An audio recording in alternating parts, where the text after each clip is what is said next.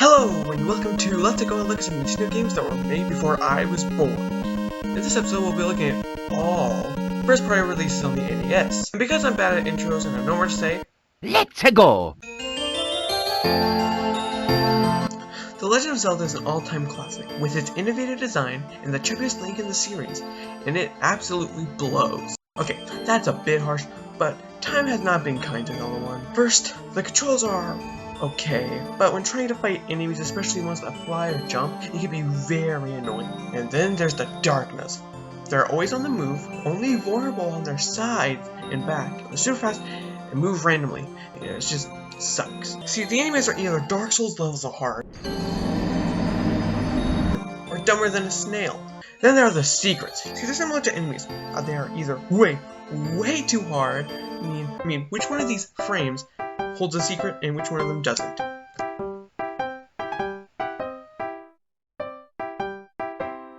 That's right. While some, this is definitely the minority, are easy to spot and find. And that's about all I have to say about this game. It can be fun, but for the most part, it's pretty frustrating.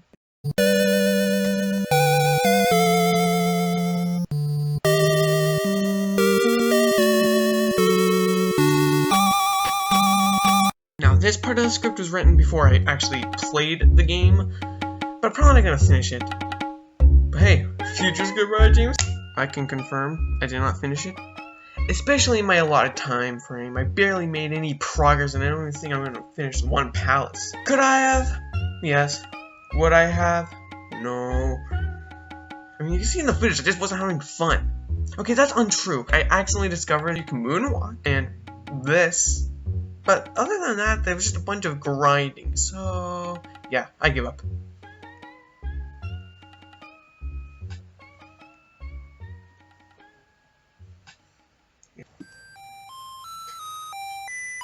Overall, the Zelda games on the NES are aged to be respectable, and there's a lot of qualities that are bad, but surprisingly, both games, mainly Zelda 1, were quite fun, and I think they should bring back some of the elements from these games into the newer games.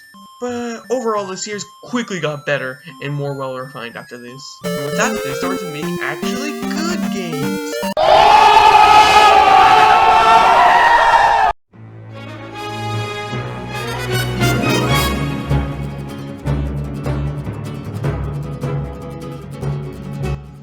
And here's another series starter, Super Mario Bros. It's good.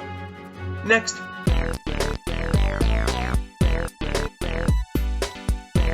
Just kidding, but to be fair, there's not a lot to say.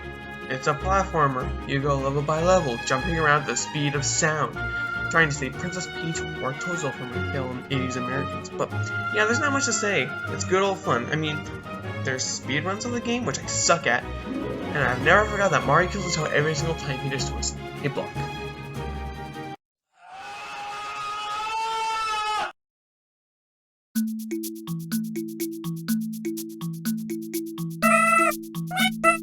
It's alright.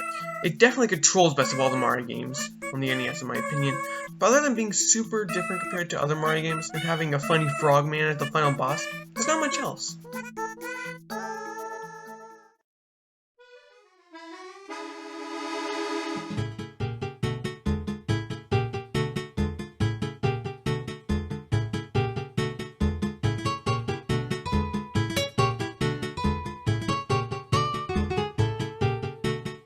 Same opinion as Super Mario Bros. 2 USA. It's alright. But to be fair, it is the best Mario game on the platform. It's amazing graphics and gameplay, but in my opinion, the physics are a bit floaty and slippery in my opinion. Still a pretty good game. Still, really like it.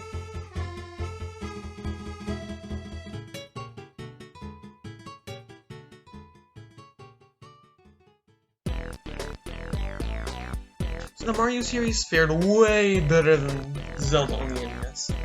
With overall better games, graphics, and just level designs, it was able to quickly become Nintendo's best-selling series.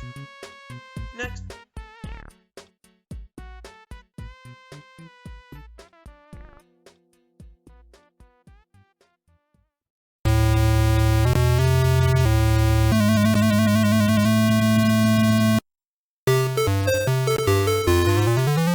The Donkey Kong games, the Kongster himself. It's alright, not as good as the arcade version. This one's actually better. I actually really enjoyed myself, and after I learned how to play, I just slammed it. It's good. Donkey Kong, but with guns. I didn't like it. Math. It's just math. And that was it for all the series on the NES.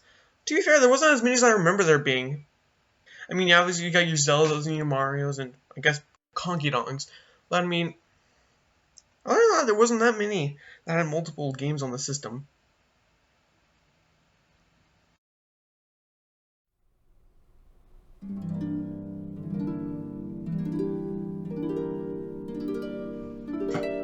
It's really good. I mean, I can't leave it with just 3-word review, but it's good. It's a puzzle game in which you gotta match these bonds with these things. Oh wait, never mind. They're called Fuzz, Spud, Squeak, Baker, Scram, Spook, and Duvu.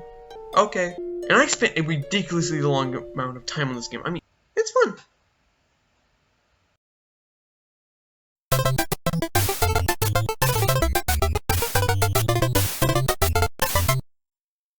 Duck Hunt is probably my favorite game on the NES. It's simple to understand, fun to play, and one of the only games I wish I had the original hardware to play, because I think it'd be just as fun to play with the original hardware as it is just to play with mouse. Plus, the way it works is just genius. When the trigger on the zapper is pressed, the game causes the entire screen to become black for 1 frame. Then, on the next frame, all valid targets on the screen are drawn in white, as the rest of the screen remains black. The zapper detects this change in light level and determines if any of the targets are in the hit zone. If a target is hit, the game determines which one was hit based on the duration of the flash. As each target flashes for a different duration, after all target areas have been illuminated, the game returns to drawing graphics as usual.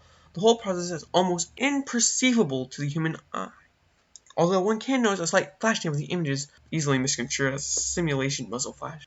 The NES zapper can only be used on CRT displays, which will not work on LCD plasma displays or other flat panel displays due to the display lag. The darkness/brightness sequence prevents possible issues caused by pointing the zapper right into the light bulb. Older light guns do not use this method, making it possible to cheat and get a perfect score in a way not possible using the NES zapper. It good.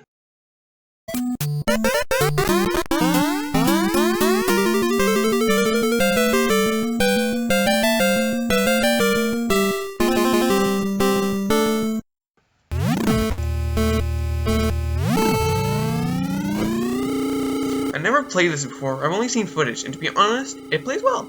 I'm just bad at it, so not much to say here. It's okay.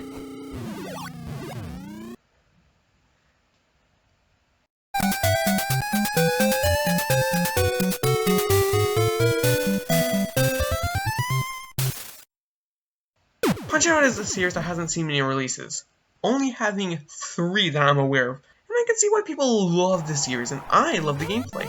It's simple and incredibly hard to master, and I suck.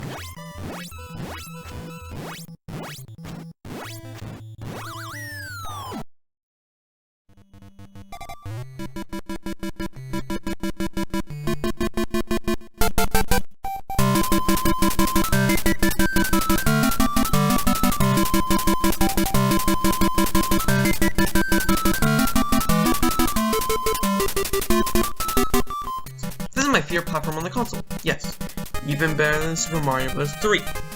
I just love this game. Coming out in 1993, 2 years after the NES's release, the sprite work just looks amazing. I mean, Kirby's so expressive. He has an expression for everything.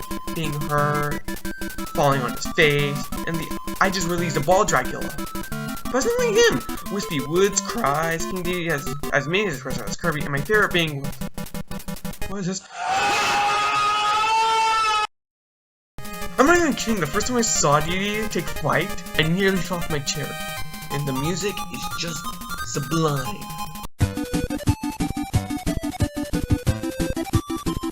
For a chiptune, that is. Game controls great, and it has this really cool feature, the copy ability, which has been in every single Kirby game since. And after Kirby consumes the flesh of his enemies, who in this game are just trying to keep Ball Dracula locked up.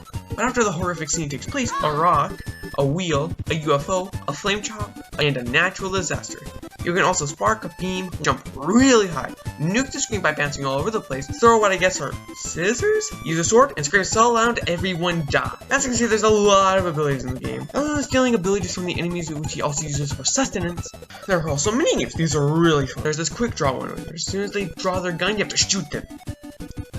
Because, you know, homicide with a gun is something that Kirby needs on his list. There's one where it's just a crane game. I don't like it. There's this egg-catching one, which I'm bad at. And as for the bosses, they're mixed bag for me. All except for these woods are harder than I ever expected. Example, paint roller. I'm really not expecting much, and he just rolled over me. And the rest were either hard or forgettable. My least favorite boss was in World 4, Krakow. Now, I have nothing against the character. I just hate everything about the boss fight. First, you have to come up just to fight the boss. You can't go without being hit unless you go up and stop, move over and go up and stop, move over and go up and stop. It's very tedious. And I'm probably not explaining it very well, but trust me, the footage shows. And if you manage to get up to the top without getting hit, which is very rare and lucky, it can be very hard. It's kind of sporadic and it's very fast moving. I mean, that's not that big of a problem. I mean, like, paint roller, he was very fast. So what's wrong? Well, you see, the power up they gave you is the high jump. And me being the dumb I am, I decided, hey, I'm just gonna use the power up they gave me. Do not use the power up they give you. As I struggled to hit him, as he needs to be above you, and you have to do the swooping attack. Very hard to hit him while he's moving. So yeah, I didn't like him very much. Now for my favorite fight, Meta Knight. You start the fight with him just standing there, menacingly. Then you pick up a sword and fight. I really like this fight as he doesn't go easy on you. So I don't go easy on him. And then I just beat him with only dying once. Don't tell nobody. And that's when he reveals that he's just Black Kirby. And then he disappears. And for the other bosses, I can't remember them. Except the final boss. It's alright. Now, obviously, it has two stages. It has the boss stage, in which you have to shoot him down before you crash and die. And then he turns into Dracula. I'm not kidding. He looks just like Dracula. And then you shoot him down. And yes, I know his real name is Nightmare, but come on. Overall, I really like Kirby's Adventure. It's the best platform in the whole system, and it's just an amazingly crafted game. Would recommend. Wait, did I not write a section for Metroid? Okay, so apparently I didn't write a script. I didn't write in the script anything for Metroid. I don't know how I missed that. I mean, I got the Rob game. I got Wario's. I got every single NES game except for Metroid. So this is going to be very unscripted, very bad.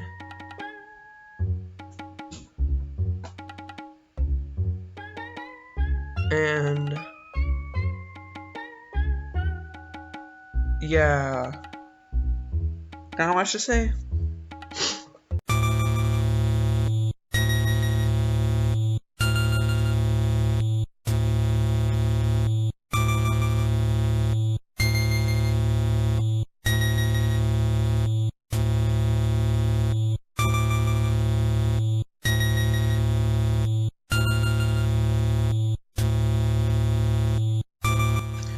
So Metroid. I don't like it. The thing is, the original Metroid is the worst Metroid game in the entire series. I mean, it looks the worst, plays the worst, has the worst music. Okay, never mind that one. It has great music. I like Bryn Stars. It's got a grindy aspect to it with you having to grind to get health. I don't like that. It's just got so much going against it.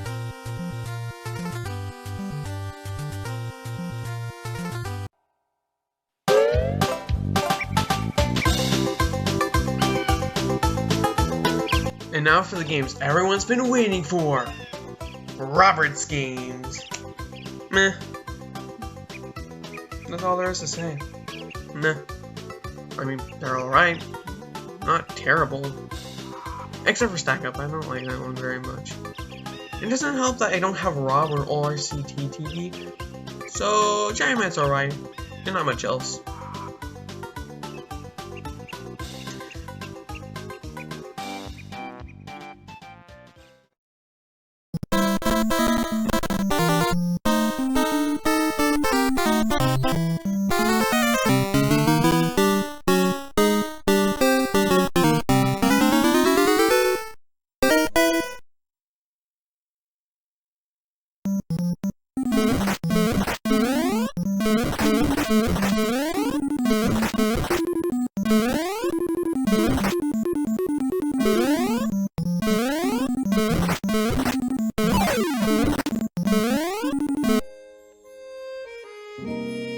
And that's it. I hope you enjoyed. Let's go and look at some Nintendo games that were made before I was born.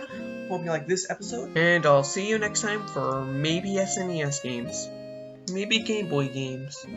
Or maybe, just maybe, I'll never make another video again. Bye-bye!